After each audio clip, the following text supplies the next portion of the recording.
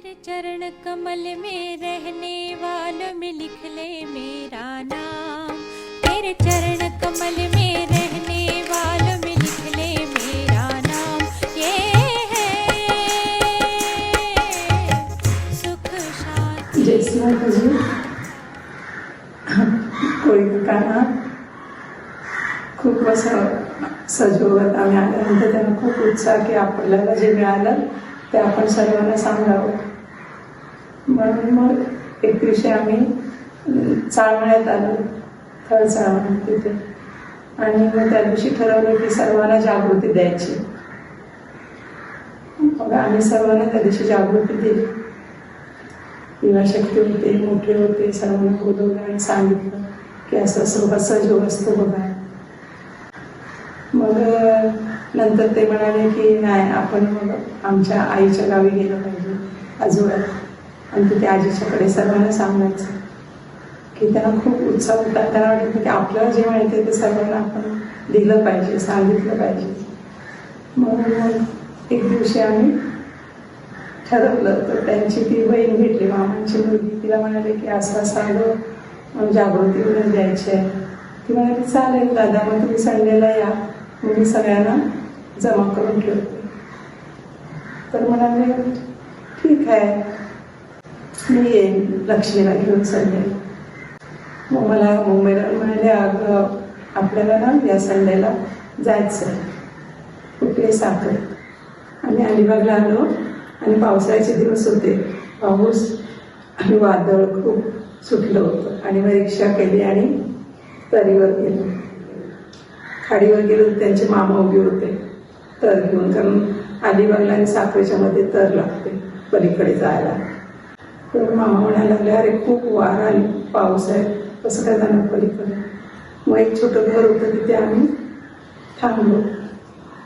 एक 5 मिनिटं थांबल्यानंतर मग त्यांनी वरून देवतेला प्रार्थना केली कान पकडून की मला काय निसर्गाच्या मध्ये अडथळा नाही आणायचा, पण मी आईचं काम करायला चालले, म्हणून तुम्ही विनंती आहे तुम्हाला आम्ही येईपर्यंत थांबा. कोळी काकांची प्रार्थना ऐकून खरोखरच पाऊस थांबला. मग आम्हाला ना आश्चर्य वाटलं की बाबा पाऊस थांबला. मग मामा म्हणायला लागले ठीक आहे, आता मी तुला अक्षर घेऊन जाऊ शकतो पलीकडच्या बाजूला. पण मग म्हणाले नाही मामा, आम्ही येईपर्यंत तुम्ही थांबलं पाहिजे. मामा म्हणाले ठीक आहे. मग आम्ही तिकडे गेलो आणि सांगितलं की त्या मुली पण वाट बघत होत्या, त्यांना वाटलं, आणि ते म्हणतात की असं कसं झालं, एवढा पाऊस असताना थांबला कसा पाऊस. तर आम्ही त्यांना काय बोललो नाही. त्यांना म्हणलं नाही, आपला प्रोग्राम आहे जागृतीचा करायचा आहे, ते तयारीतच होते सगळं. मग त्यांना जागृती वगैरे दिली, झाला थोडा वेळ. पण मग आम्हाला त्या लोकांनी स्वयंपाक केला तर जेवायचं, आम्ही तो बोललो नाही, आम्ही निघणार आहोत. आम्ही जास्त नाही थांबलो, कारण आपण केवढं मोठं हे केलं, निसर्गाला थांबवलं. म्हणून आम्ही चहा घेतला आणि मग निघालो. आम्ही घरी पोचलो आणि मग पाऊस सुरू झाला. मग आम्ही माताजींच्या समोर गेलो आणि श्री माताजींचे आणि वरून देवतेचे आभार मानले, माताजी नमस्कार केला. 83 अलिबागला सुद्धा काम चालू होतं आमच्या घराचं, माताजींच्या घराचं, आणि मग पुणे प्रतिष्ठानचं पण काम चालू होतं त्यावेळेस. मग श्री माताजींनी मला बोलवून घेतलं, म्हणलं की आपल्याला पुण्याला जायचं आहे. मग आम्ही मुंबईहून श्री माताजी मला पुण्याला घेऊन गेल्या. अलिबाग असं जाऊन येऊन करायचं. आम्ही 2 जण सुद्धा जायचं पुण्याला. मग जून जुलै आणि मग तेव्हा माताजींनी सांगितलं की आपल्याला मदतीला माणसं पाहिजे. त्यांना सांगितलं कोळीला. मग ते म्हणाले हो ठीक आहे, आपली मुलं आता जूनमध्ये रिकामी होतात, कारण त्यांचं माशाचं काम नसतं, मग त्यांना मी घेऊन येतो. मग सांगितलं युवाशक्तीला, म्हटलं आपल्याला जायला पाहिजे पुण्याला.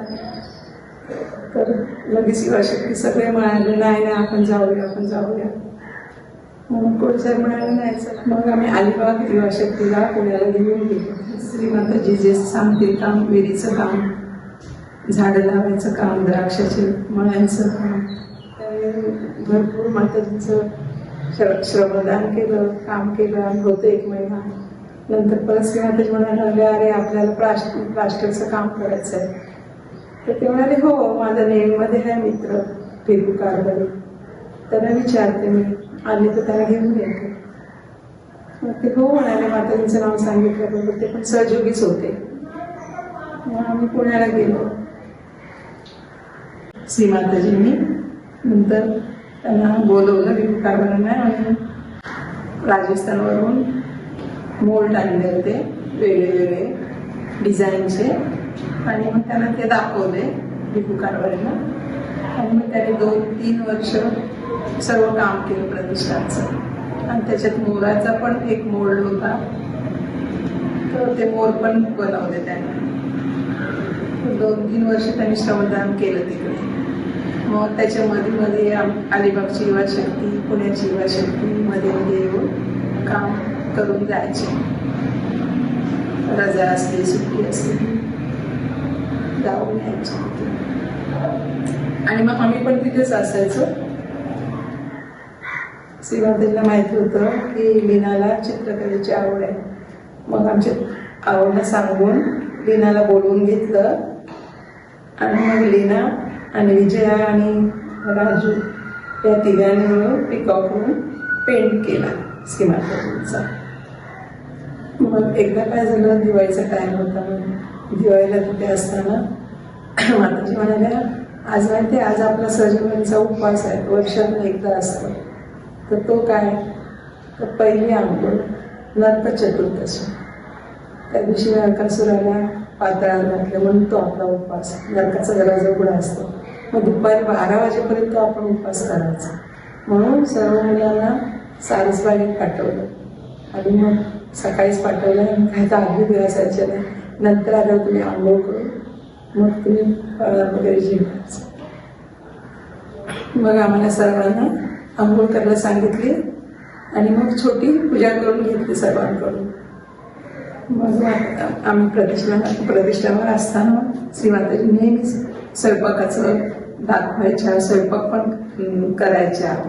आणि मग एकदा काय झालं, बोलता माताजी म्हणाल्या, अगं ही मच्छी याला आलं नाही लावायचं असतं, आलं कशाला, फक्त चिकनला आणि मटनलाच आलं लावायचं आणि मच्छीमध्ये लसूण टाकायचं जास्त, म्हणजे मच्छीचा वास सर्व निघून जाते. म्हणजे माताजींच्याकडे खूप काही शिकायला मिळालं. श्री माताजी अचानक किचनमध्ये यायच्या आणि म्हणायच्या, सर्वांना बोलवून घ्या, आज योग चांगला आहे, आमची पूजा करून घ्या. आम्ही विचारायचो, श्री माताजी पण पूजेचं आपल्याकडे काहीच तयारी नाही, सांगा ना. माताजी म्हणाल्या, काय नको, गार्डनमध्ये जा, थोडी फुलं आणा आणि प्रसाद बनवा, पण हा योग परत येणार नाही. मोठ्या पूजा तर व्हायच्याच, पण प्रतिष्ठानमध्ये राहिल्यामुळे आम्हाला छोट्या पूजांचा पण खूप आनंद मिळाला.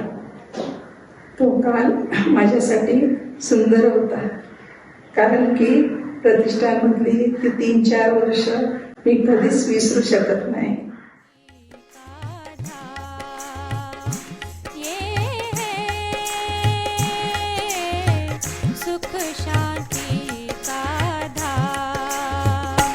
निर्मल धाम, निर्मल धाम रे, निर्मल धाम, निर्मल धाम रे।